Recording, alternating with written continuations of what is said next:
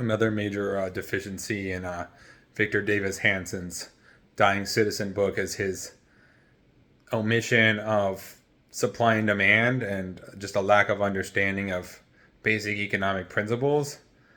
For instance, his complete lack of consideration that one primary reason for such expensive housing prices today is our population has grown dramatically from the 60s to today, and it's a basic calculation of supply and demand.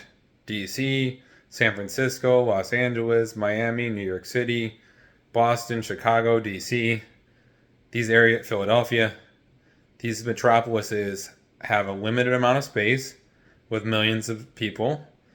The demand to be there is very high. There's job opportunities, there's good food, there's good shopping, there's art museums, there's cultural events, there's concerts, there's fashion, there's architecture.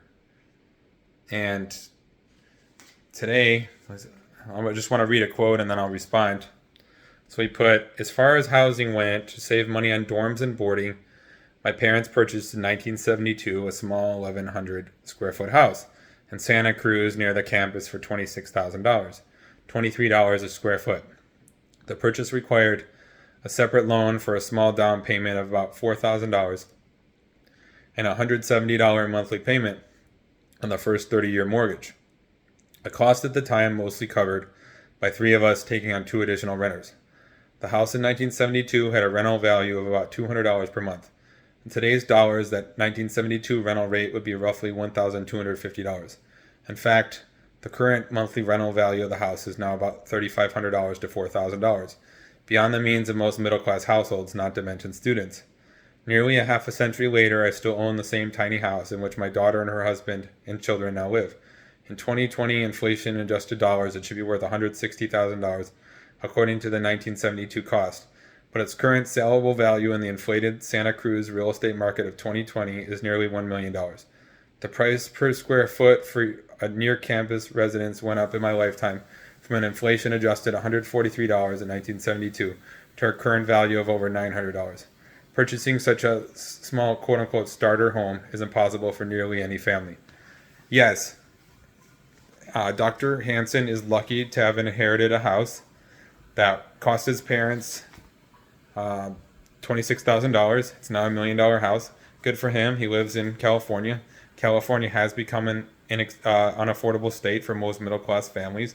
But that being said, there are a lot of states in the Midwest where middle-class families can afford homes today. It's just they don't have the sexy factor that Miami has. They don't have the sexy factor that San Diego has. They don't have the sexy factor that Los Angeles has. Look, middle-class families can afford homes in Ohio, Pennsylvania, Indiana, Minnesota, Wisconsin, Michigan. Those states have plenty of homes in an affordable range for middle-class families. However, when it comes to California, it's an extraordinarily beautiful state. Again, supply and demand. People want to be in a gorgeous place with gorgeous weather, and so the price becomes outrageous.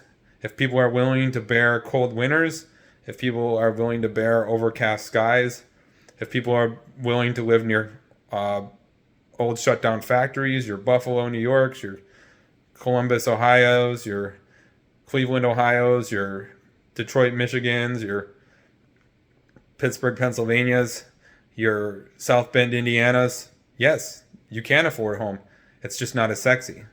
So I'm happy that he's able to afford a house, but I hate that I don't like that he's generalizing a trend to California that is not representative or applicable to the rest of the country as a whole.